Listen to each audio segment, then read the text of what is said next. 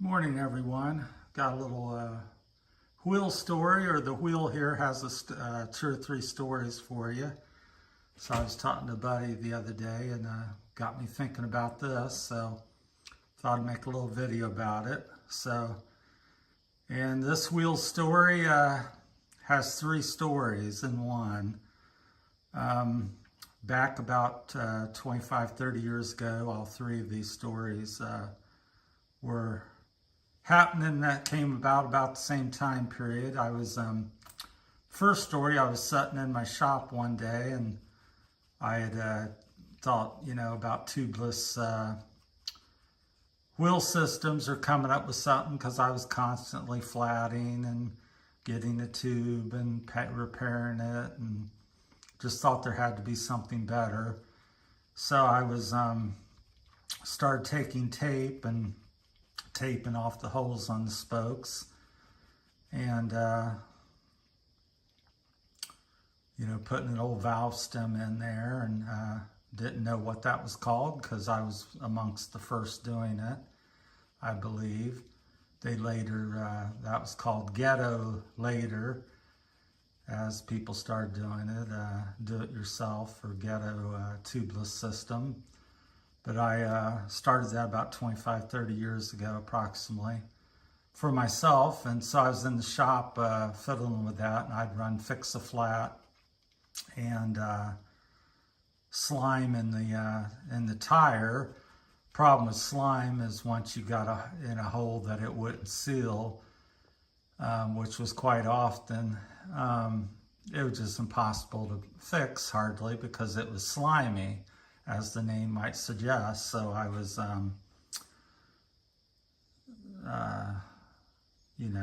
so once you did have a hole that it wouldn't repair, you couldn't put a patch, or it's just a slimy mess. So that made it very difficult, and the Fix-A-Flat didn't work very well. So I had a subscription to Mountain Bike Action back in the day, big mountain biker. And hopefully we'll get this all in here in a short video. If not, I'll have to make part two. But I seen an article about a guy named Stan, I can't even pronounce his last name, Novichowicz or something, which later becomes stansnotubes.com. And he had a little brief thing, and he was doing some trying to invent and promote some sort of sealant, latex sealant. So I got his number out of the magazine. I gave him a call, and he picked up. He said he was out in his garage working on his sealant, this latex sealant, because we talked for maybe 45 minutes to an hour. I said, yeah, I'm trying to do some stuff as well. I've got the tubeless down. I just don't have a good enough product to seal the tubes. So he said he would send me some. I said, great, and thanks. And I said, if this all works out, I said, someday, Stan, you're going to be a multi-millionaire and stuff. You're going to have your own wheels and you're going to be famous. So that was 25-30 years ago, and now he has tires, rims, wheel systems. I don't know all of what I haven't checked in. I've kind of gotten out of the mountain bike scene about 8 years ago, but I don't know what all he's into. But he's gotten quite big, and can't hardly talk to him anymore. But anyhow, good for him. And but that was my part. So he sent me some sealant, loved it, and became at one time I was a dealer, distributor for his product as well, and got it at cost, but they cut me out of that once he got bigger, because I just have a small shop here, and just something I do on the side. So they no longer would allow me to be a distributor or dealer for his company. But anyhow, I still use the product, as you can see today. And I have the race sealant, which I like if you really want to not have a flat, and doesn't last as long as the regular sealant, but it has bigger particles in it, seals a little bit better. So just depends on what I'm doing. In the summer, just general riding, I tend to run the regular sealant the most, and then for specific rides, or if I know if I've got a hole that the other one won't seal, I'll squirt some of the race sealant in to do that. Plus I have some other tire sealant plug, some of the latest stuff from Stan's and another company as well. Didn't think to get that out, but I'll introduce you to that at some point. So about some tubeless repairs. So that's my little story on Stan's. But and the other thing is on Stan's, while we're talking about him, and I heard about this guy called Dave Thomas, famous wheel builder even back then, and more so probably even today. SpeedDreamsWheels.com, I think. His name's Dave. Dave's Wheels, Dave Thomas, Speed Dreams. Google it and his name will come up. Anyhow, he built me this wheel, and today it's never been trued after 25, 30 years of riding and abusing it. It's a 559, and it's also one of Stan's original. This was his all-mountain downhill rim, his first production, I believe, and it has the welded bead there, as you can see on the rim. They didn't machine it down, they just left a rough weld bead. Not sure what it was called. Disregard the Mavic wheel stickers that was put on by me. I just like the white stickers. But this was one of No Tube's Stan's first rims he made. And you can tell that by the welded rim. If anybody remembers the name, I'm not sure if it's a ZTR or what. He's developed so many names out over the 25, 30 years, I can't remember. But disregard the Mavic wheel stickers. It is a No Tube's rim, and it's one of his first production ones as far as I'm aware of. And you could tell that by they had welded rims back in the day, but they quickly went away from that and had a welded rim, and it was machined off or whatever. So, but this was one of the original ones, and you could tell that by that bead right there. So, so that's kind of some of my wheel history on the different wheels. Is one, the No Tubes aspect and Speed Dreams, and getting back to Dave Thomas and his wheel builds. When I would talk to him, this guy's just a mad scientist of wheels. He would, this is back before I never even heard of things he was doing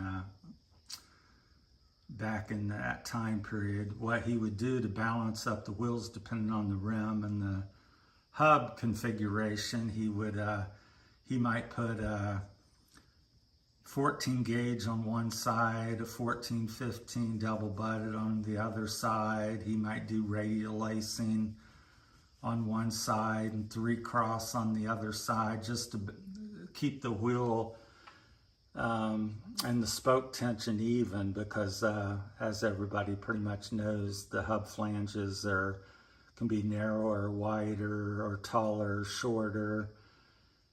And the rim is usually almost always dished on a back wheel to allow for the gearing. So that causes uneven spoke tension. So what he would do to even that up, he would lace some spokes with the head in, out. Not just alternating, he might lace the non-drive side, or the non-drive side, with the spokes heads all facing out. Just all kinds of little tricks to get the spokes to line up and tension better. And as I said before, you might have a 15 gauge on one side and 14-15 double butted on another side. The guy was just a mad scientist. And he's built half the wheels I've owned, which I'll show you up here. This is hanging from the ceiling. There's at least 24 wheels probably. And I've had twice that many. I've downsized the last 10 years. So I've gotten rid of probably 60-70% of my things. So this is about a quarter, 30% of what I used to own. So these are some of the wheels. So he's built me probably maybe near 15 to 24 different wheel sets. And I've out all of them wheel sets, I've never had a spoke failure or a nipple failure. And this one here is one of the oldest ones that I've had that he originally built me. So Dave Thomas, look him up. He's a great master wheel builder as far as I'm concerned. Highly recommend him.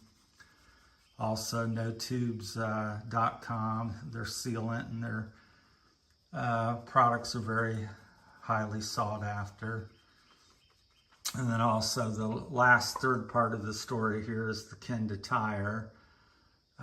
This is the Kenda Karma, which I was sponsored by Kenda for about 8 years. And so I got a big discount on the any tubes and anything Kenda. I had tools and jerseys and socks. I even got a pair on right now of Kenda socks. They've lasted so long after 25-30 years even. Because I just got dozens and boxes of that. I must have had 250-300 Kenda tires in the shop at one time. So, and the Kenda Karma was some of my favorite all-around tires, which this one is. This has the reflective, sparkling sidewall. I don't know. Not so crazy about it. I guess it's okay. But Kenda Karma was the favorite. I thought it hooked up very well and rolled extremely well. And the Kenda Navigal, I think I'm saying that correct, was also a good, more aggressive tire. So if you wanted, something hardcore and for the mud,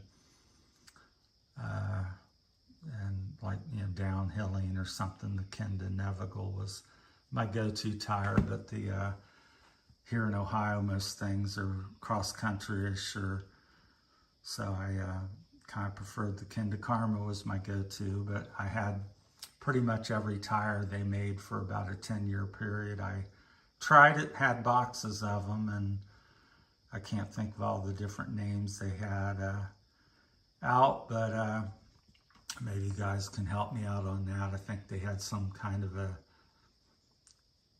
8 or something, block 8 or something. Coming to a blank, getting old after 25-30 years of riding and bike stuff. So, but anyhow, that's my 3 stories. The Stan's notubes.com and their first production rim, as you can tell with the bead there. And like I said, disregard the Mavic stickers. I just put them on because I like the white sticker and had extra stickers. And then Dave Thomas built this wheel.